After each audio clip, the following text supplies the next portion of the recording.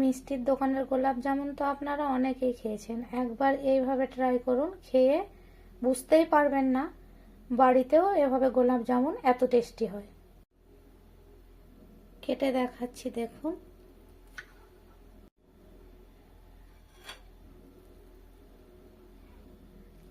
দেখতেই পাচ্ছেন কতটা নরম আর কতটা সফট হয়েছে। আসসালামু আলাইকুম প্রিয় দর্শক, সবাইকে অনেক অনেক শুভেচ্ছা জানিয়ে শুরু করছি আমার আজকের রেসিপি। তো আমি আজকে আপনাদেরকে তৈরি করে দেখাবো একদম হুবহু মিষ্টির দোকানের মতো গোলাপ জামুন মিষ্টি। তো চলুন দেখে নেওয়া যাক কীভাবে আমি এই রেসিপিটি তৈরি করি। মিষ্টি বানানোর জন্য সবার প্রথমে এখানে 1 কাপ চিনি নিয়েছি। চিনির সিরাটা তৈরি করে নেব। 1 কাপ চিনির জন্য এখানে 2 কাপ পানি দিয়ে দেব।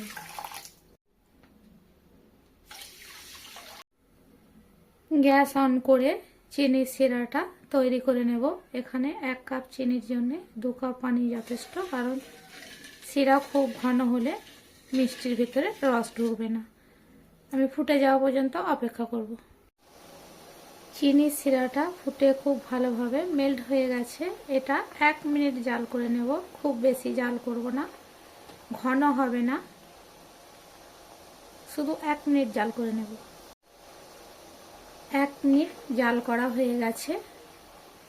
এরকম হাতে নিয়ে দেখবেন যে একটা চিটচিটে সিরা তৈরি হয়েছে। এই পর্যায়ে চুলার আঁচ বন্ধ করে সিরাটা নামিয়ে নেব। একটা বোল নিয়ে নিয়েছি। এখানে নিয়ে নিয়েছি গমের আটা হাফ কাপ, আর নিয়ে নিয়েছি হাফ কাপ গুঁড়া দুধ। দিয়ে দেব 1 চিমটির একটু বেশি বেকিং সোডা, আর দিয়ে দিচ্ছি 2 চামচ ঘি।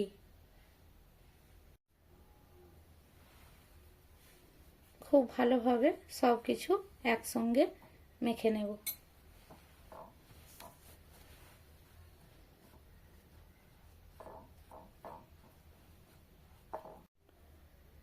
আর দিয়ে দেব এখানে 2টো এলাচ চিনির সঙ্গে গুঁড়ো করে রেখেছি, দিয়ে দিচ্ছি। 1 থেকে 1.5 মিনিট খুব ভালোভাবে হাত দিয়ে ঘষে ঘষে সব মিশ্রণ খুব ভালোভাবে মিশিয়ে নিয়েছি।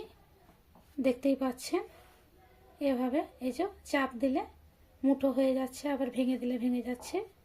এ পর্যায়ে বুঝে নেবেন সব কিছু খুব ভালোভাবে মেশানো হয়ে গিয়েছে। এখানে দুধ নিয়ে নিয়েছি, অল্প অল্প করে দিয়ে মেশাতে থাকবো। একটা ডো তৈরি করে নেব। অল্প অল্প দিয়ে মেশাবো, একবারে দেব না।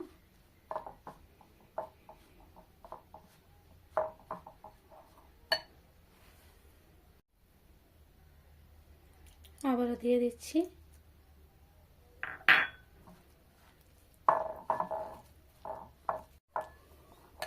ভালোভাবে মিশিয়ে নিয়েছি। দেখতেই পাচ্ছেন এরকম একটা চিটচিটে ডো তৈরি হয়েছে।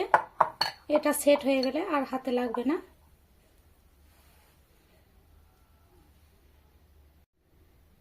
এই ডোটা রেডি করতে আমার এখানে 4 টেবিল চামচ দুধ লেগেছে। আপনাদের কম বেশি লাগতে পারে। এই যে এখানে আরও 1 টেবিল চামচ দুধ রয়েছে। আমি 5 টেবিল চামচ দুধ নিয়েছিলাম। এটাকে ঢাকা দিয়ে কিছুক্ষণ রেখে দেবো। কয়েক মিনিট আমি রেস্টে রেখে দিয়েছিলাম। দেখতেই পাচ্ছেন ডোটা সেট হয়ে গিয়েছে। এরপর হাতে একটু ঘি নিয়ে নিয়েছি, একটু একটু করে নেব আর গোলাপ জামুন মিষ্টির শেপ দিয়ে দেব।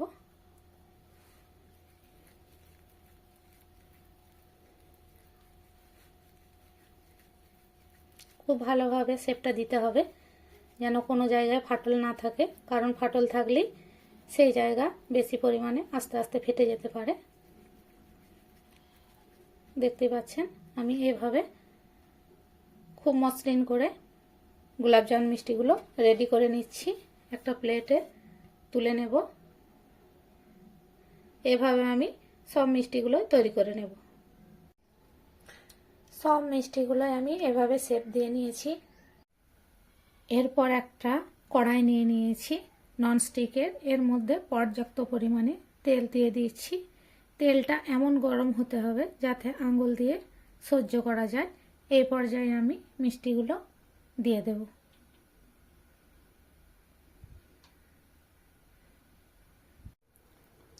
এখানে সব মিষ্টিগুলোই আমি দিয়ে দিয়েছি। দেখতেই পাচ্ছেন কীরকম তেল থেকে বুদবুদ উঠছে।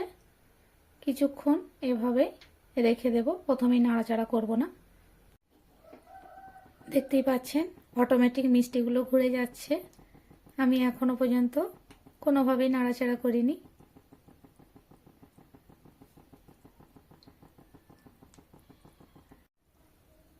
কিছু সময় ভেজে নেওয়ার পর এভাবে একবার নাড়িয়ে দেব।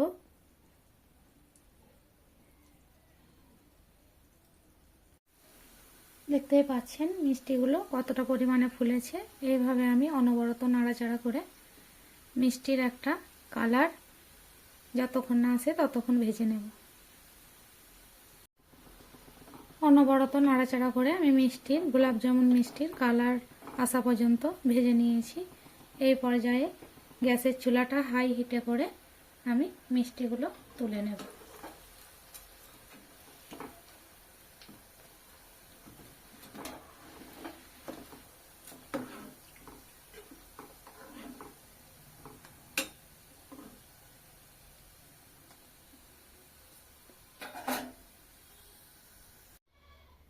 একটা প্লেটে নিয়ে নিচ্ছি। আবারও চিনির শিরাটা জাল করে নিচ্ছি, কারণ একেবারেই চিনির শিরাটা ঠান্ডা হয়ে গিয়েছিল। চিনির শিরা ফুটিয়ে নিয়েছি। এরপর আগে থাকতে ভেজে রাখা মিষ্টিগুলো এর মধ্যে দিয়ে দেব।